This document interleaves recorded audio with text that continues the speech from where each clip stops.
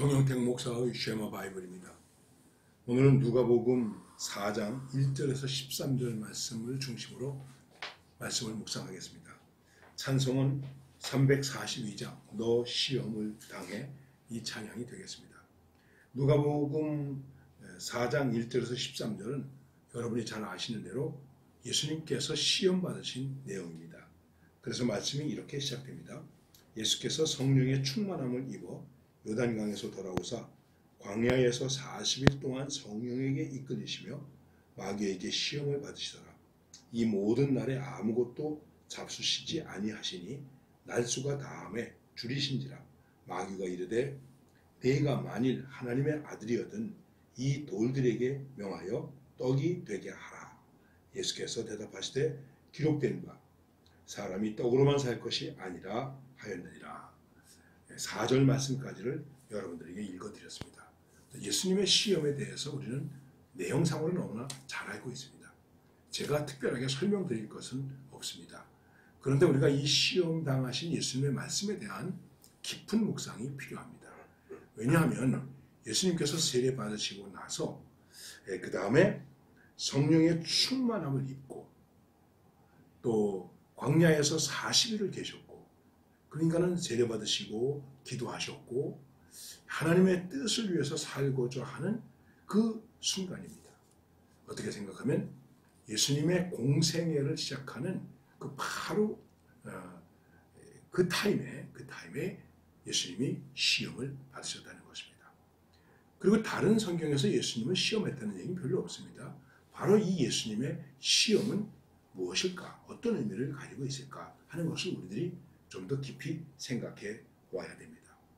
또 한 가지는 예수님이 왜 시험을 받으셨을까 하는 것입니다. 죄가 없으시고 미혹됨이 없으시고 욕심도 없으시고 그런데 왜 예수님께서 시험을 받으셨는가? 첫째 아담도 죄가 없는데 시험을 받았습니다. 에덴 동산에서 처음에 아담도 죄가 없는데 시험을 받았습니다. 그런데 그 아담은 죄의 유혹에 넘어갔습니다. 죄를 지었다는 의미보다는 그 죄를 짓는 데 대해서 시험에 들었기 때문에 죄에 빠졌다. 우리가 이렇게 얘기할 수 있는 것입니다. 그런데 예수님은 똑같이 죄가 없으시게 시험을 받으셨지만은 그 시험에 넘어가지 않았습니다. 이게 우리의 믿음의 큰 관건이라고 하는 것입니다. 이 말씀을 이렇게 이해하시면서 오늘 말씀에 보니까 예수께서 성령의 충만함을 입어 성령에게 이끌리시오. 그 다음에 마귀에게 시험을 받으셨다. 말씀하고 있습니다. 성령 충만하고 성령에게 이끌리면 마귀에게 시험을 안 받아야 되지 않습니까? 여러분은 어떻게 생각하십니까? 그래서 어떤 분이 이런 말씀을 하셨어요. 과연 성령 충만하게 해 주옵소서라고 기도해도 될까? 그래서 극단적으로 성령 충만하게 해 주시옵소서라고 기도하지 마라. 왜?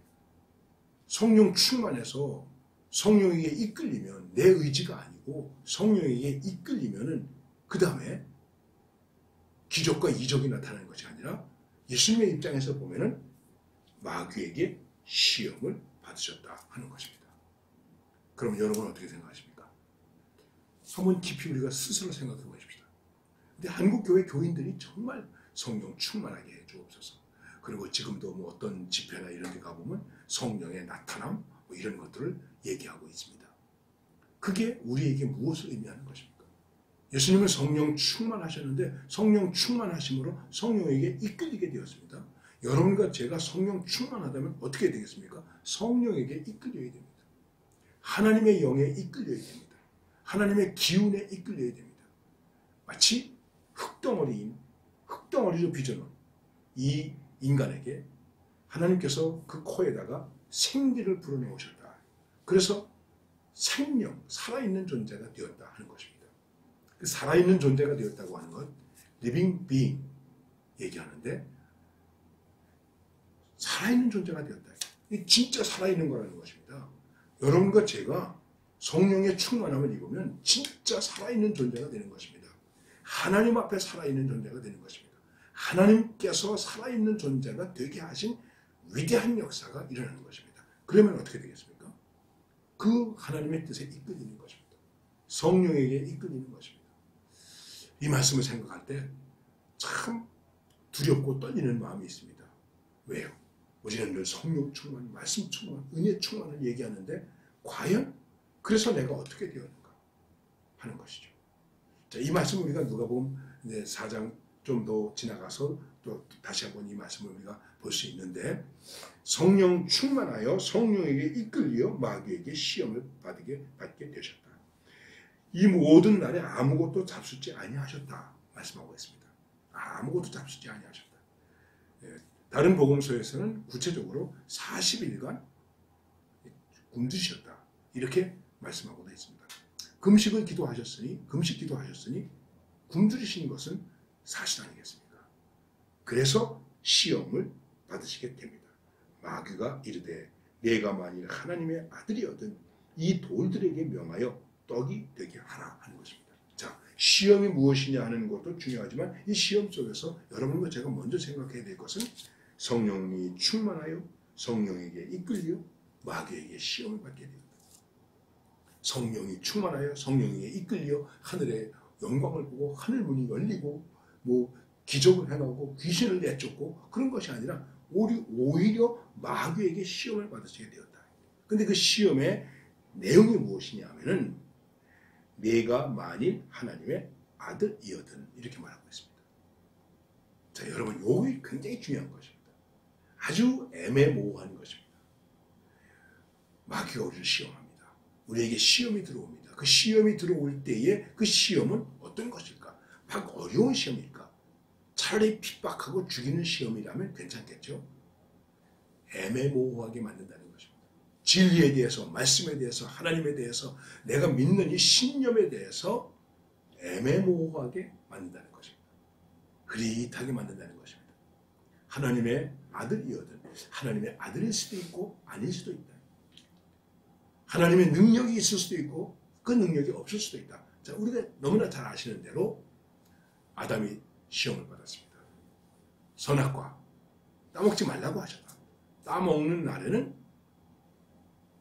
죽으리라. You shall die. 네, 아주 강한 의지가 있는 미래입니다. You shall die. 너는 반드시 죽을 것이다. 그런데 마귀는 뭐라고 말합니까? 이렇게 말합니다. You will not surely die. 내가 죽는다는 것에 대해서 확신할 수 없다. 죽을까 하노라. 죽을 수도 있고 안 죽을 수도 있다. 그러면서 하나님의 말씀, 하나님의 약속을 어떻게 만드니까? 애매모호하게 만드는 것입니다. 바로 그렇습니다. 여러분, 성령이 충만하십니까? 내 믿음의 시험이 무엇입니까? 나는 오늘도 성령에게 이끌려 시험을 받습니까? 그 시험 속에는 내 믿음을 테스트하는 것입니다. 희미하게 만드는 것입니다. 내가 하나님의 아들이거든 만일 내가 하나님의 아들이거든 내가 만일 이 하나님을 믿는다면 내가 정말 하나님을 믿는다면 너는 정말 하나님을 믿는 사람이냐? 아닐 수도 있다. 이런 애매모호함을 우리에게 주는 것입니다. 여기에서 속으면 시험에 넘어가는 것입니다. 여러분, 이러한 마귀의 전략에 교묘한 전략에 속지 말고 시험을 이길 수 있는 이런 하나님의 사람으로 살아갈 수 있기를